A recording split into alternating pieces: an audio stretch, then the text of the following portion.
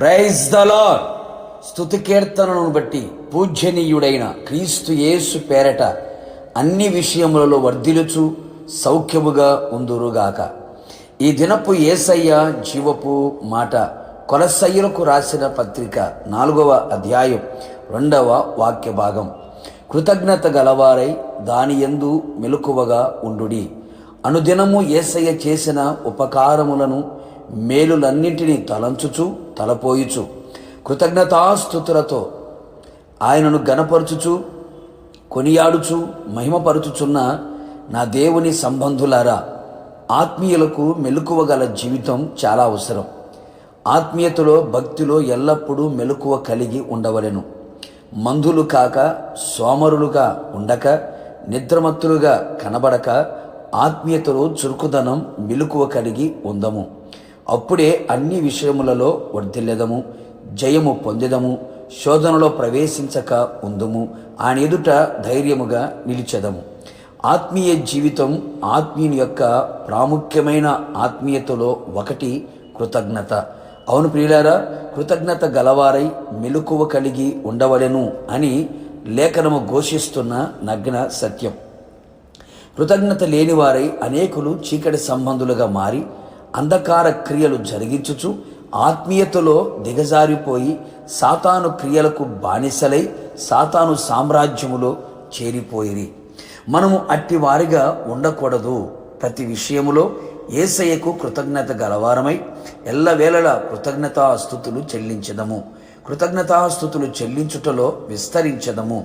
కృతజ్ఞత బుద్ధి, కృతజ్ఞత హృదయం, కృతజ్ఞత గల మనస్సు గలవారమై అనుక్షణం ప్రతిక్షణం క్షణక్షణం ఆయనకు కృతజ్ఞతాస్తుతులు అర్పించదము.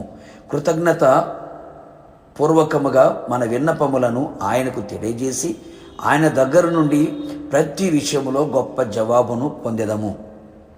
పూర్ణ హృదయముతో, యథార్థ హృదయముతో జనుల మధ్య ఒంటరిగా సంఘములో ఆయనకు కృతజ్ఞతాస్తుతులు చెల్లించుచు ఆయనను గణపరచెదము. ప్రతి విషయమందు కృతజ్ఞతాస్తుతులు చెల్లించుట అది దేవుని చిత్తము గనుక దేవుని చిత్తము చేయువాడు, జరిగించువాడు నిరంతరము నిలుచును, దేవుని రాజ్యములో ప్రవేశించును. గతములో మన జీవితమును, ఇప్పుడు మన జీవితమును గ్రహించి పాప శాప రోగ అపవాది బంధకముల నుండి మన విడిపించెను. పాపమును నుంచి విమోచించబడి నీతికి దాసులమై ఉన్నాము. ఇందుకు దేవునికి స్తోత్రం. ప్రభు ఇచ్చిన రక్షణను, శరీరానికి ఇచ్చిన స్వస్థత, మనస్సుకి ఇచ్చిన నెమ్మది, కుటుంబంలో కలుగు చేసిన సమాధానం, ఆత్మాభిషేకం, ఆత్మీయత, ఆత్మ సంబంధమైన సహవాసం, ఆయన చేసిన కార్యములన్నీ తలంచుచు తలబోయుచు ప్రతి దాని ఎడల కృతజ్ఞత గలవారమై ఉండి మెలకువ కలిగి స్తుతులు అర్పించదము. ఆయనకు ఇష్టలమై జీవించదము.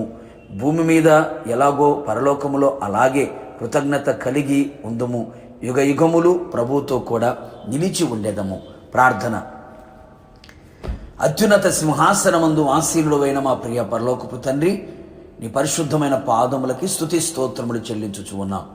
నీ అపారమైన కృపను బట్టి, ఉచితమైన మీ ప్రేమను బట్టి మరొక్క మారు మీ సన్నిధిలో సజీవులుగా మమ్మల్ని నిలబెట్టినందుకు మిమ్మల్ని స్తుతిస్తూ ఉన్నాం. అవును ప్రభువా, మా ఆత్మీయ జీవితంలో కృతజ్ఞత కలిగి మెలకువ కలిగి ఉండడానికి సహాయం చేయండి.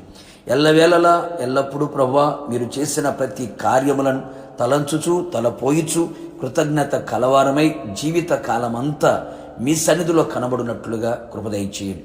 మీ రాజ్యములో మేమంతా చేరి యుగయుగములు మీతో కూడా ఉన్నట్లుగా కృప దయచేయండి. కృతజ్ఞత లేని మనస్సు ఎవరిలో కనబడకుండా ఉండేటట్లుగా కృతజ్ఞత గల బుద్ధి, హృదయమును, మనస్సును దయచేసి మీ నామాన్ని గణపరుచుకోమని యేసు పేరట వేడుకొని పొందుకొని ఉన్నాము తండ్రి. ఆమేన్. నిశ్చయముగా మీరును మీ కుటుంబ సభ్యులందరూ కృతజ్ఞత కలిగిన వారమై మెలకువ కలిగి ప్రభు రాకడ వరకు నిలిచి ఉందుము గాక. God bless you.